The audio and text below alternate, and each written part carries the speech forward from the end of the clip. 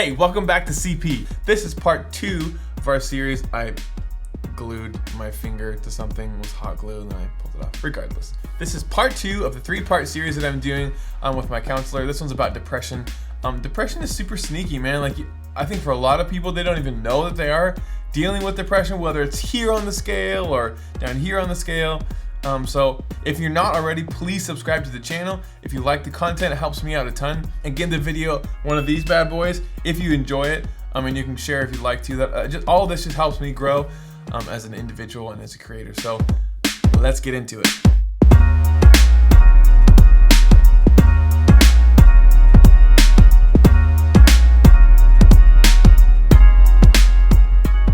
Okay, so the next topic that was something I wanted to briefly chat about was depression. That's something I'm not super familiar with, but I feel like when it happens, people, it seems like, don't have a clue that it's happening.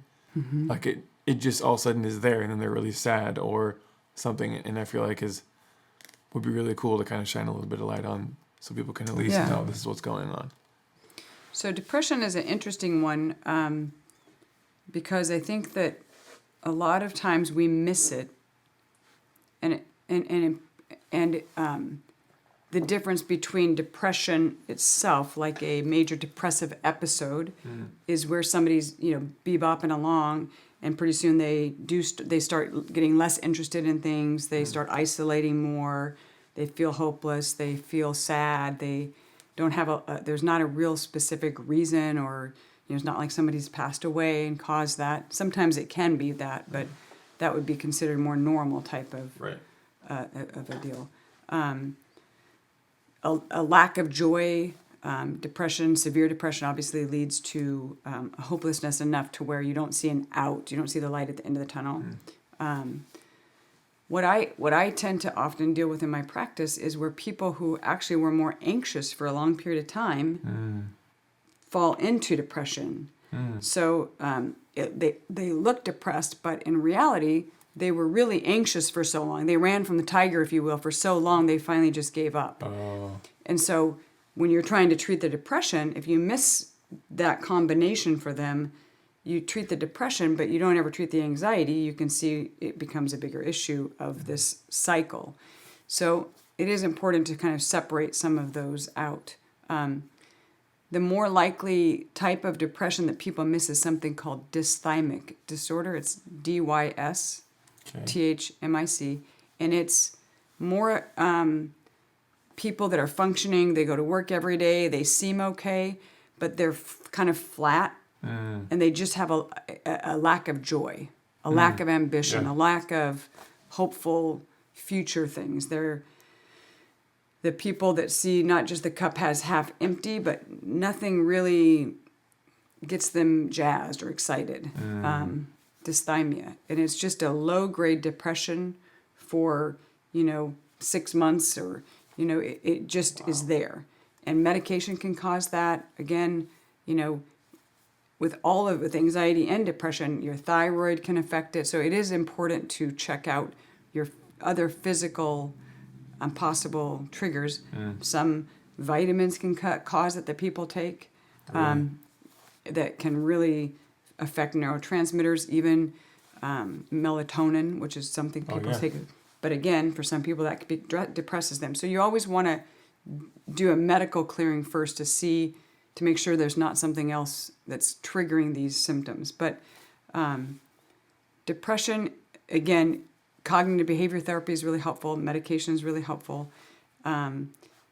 It's a little harder to treat on your own because you're requiring yourself to get all this energy that you don't even have to get better. So usually people will end up in therapy or at their doctor's office at some point if it just goes on too long. So I see more people who have anxiety, who have been just running and worrying, and they just finally give up, and it kind of looks a little more like depression. And so by the time they come in, I'm seeing their depressed version rather their anxious version. But a lot of the times, I would say really their primary diagnosis would be more on the anxiety side. Wow. And I think actually just my own anecdotal experiences, I think that's why we miss a lot of the suicides today. Wow. They'll say, well, this person didn't look depressed. They were at school every day. They were seeming fine. They were involved. Those kids that I'm aware of and that have worked with their families, they are definitely more on the anxious side. Something triggers them into that level of hopelessness. Plus, they're exhausted because they've been up worrying all the time about a bunch of different things. They have a lot of negative what-if thinking, and that tunnel becomes very narrow then. And so then they're not thinking clearly. Their term is myopic. They become, because, your parts of your brain that actually can shrink and become smaller, so you're really not able to think as clearly as you normally would when you've been dealing with chronic levels of anxiety.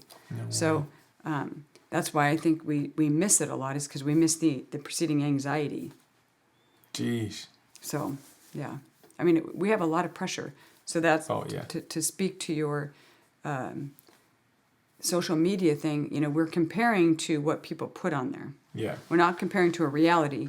Right. But it's really difficult to not do that comparison, because our egos, that's how we feel accepted. It's really, we do this comparison. We don't compare to the people that are necessarily worse than us. We always want to look at the person that we're not up there. Until we get really challenged, then we'll be like, well, I'm not as bad as this guy.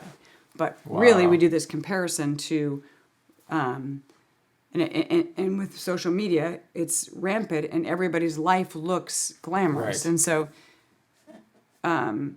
I suggest that people get off of social media for that purpose, that it's the less you do that, or unless you can recognize this is just one tiny part of these people's lives that they're choosing to share. Right. So it's not always a lot of vulnerability in that, because quite frankly, people don't want all that vulnerability out there. It's too close to their own stuff. Right. So it's anxiety, depression is fixable. It's treatable, I should say. And when you accept that you're dealing with that, and you can break through some of the stigma that society has put on mental health stuff, like as if our brain is some separate entity, or these neurotransmitters or something separate. It's crazy to me. I love it when someone will say they don't want to take medicine for anxiety, but they'll take it for high blood pressure, they'll take it for diabetes, they'll be wearing glasses. I'm like, so why don't you expect your eyes to work? Right. I mean, to me, it's the same thing, or why would you accept help for diabetes? Why don't you just talk to your spleen and your kidneys and tell them to function better, or whatever? It's like it's that physical. It's not just a thinking issue. Which I think is no one knows. No one tells you that. Like, I didn't know this, and I have a clue. Yeah. I've at least for some people, I feel like it's like just a lack of understanding, a lack of knowing. They think of it as a weakness. Yeah. And so they're embarrassed by it. Yeah. It's just I remember. To that point, I remember when Haley was like, I want to go to counseling. And I was like, I mean, sure, but like, we're good, because it's the same thing. I don't understand. And somehow counseling equals this. Yeah. That's just so untrue. I feel like if in my brain, if people were willing to deal with their issues, the best thing we can do as a society would be able to deal with them. And counseling is a great avenue for that. Yeah. But I think people don't want to face the truth, or they don't know how to, or they don't understand, or they have a bad experience. Yeah, a really bad experience with a counselor, and that would. But again, I'll say that's like having a bad experience with a teacher and then never going back to school. Wow. Why would you go back to school? You had a bad teacher, or why would you go to church? You had a bad pastor. Pastor, had an affair on his wife, and now all church is bad. And some people actually do that, but it's absolutely illogical. Wow. Yeah, 100%. And I tell every patient of mine, that every new patient, hey, I am not a one shoe fits all. I don't know if I'm going to fit for you, but if I don't, you're not going to hurt my feelings. What would make me sad is if you chose not to get counseling because you had a bad experience with me. I'll even help you find somebody that's better suited for you. Wow. Because the goal is to get you help. It doesn't have to come through me. Right. And I tell them there's therapists that are going to do a way better job at nodding and listening and just being present. That's not my personality. Right. I've accepted that. I'm not a ball buster, but that's what you might refer to me as you have. But I feel like people are not coming to me to be a paid friend. No, my gosh. They want to have some insight, or their blind spot. And so together I want to, I don't care if they take my advice. It's just the best thing I can do is to say, here's how I see it. I might be wrong, but here's a different way of looking at something, or here's a way you might reframe it, or, but man, if it doesn't work for me, go find somebody else that does. Do not give up on getting help is the main thing. Some people I just want to take them and be like, can I pay for you just to go experience have like a better experience? But as you've sent people, some of them, they're not with me today because it didn't work for them. Right. So personality does matter with your therapist. Yep. And I think that the success rate is much higher when you feel matched. Now, if you're not growing and you're not changing, you're too matched. If you're if you're kind of in a don't like to be challenged and you're with a therapist that doesn't challenge or try to help you grow, you're not going to change because you're only then as good as you can muster yourself, you know? Like when I saw a therapist and she'd say, well, what do you think? And I'm like, no, I'm paying you to think that for me because I don't know. Otherwise, I wouldn't be here. If I could think it myself, I'm not paying you to tell me. Right. Help me, you know? So that's why I'm the way I am. Oh, that's so funny. Help me. Exactly. So funny.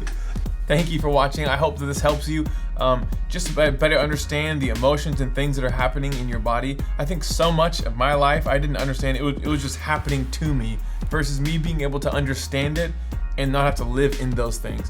So I hope that there's tools and the ways that it can equip you so that you can be the best version of yourself, which is pretty awesome. I'll catch you in the next one.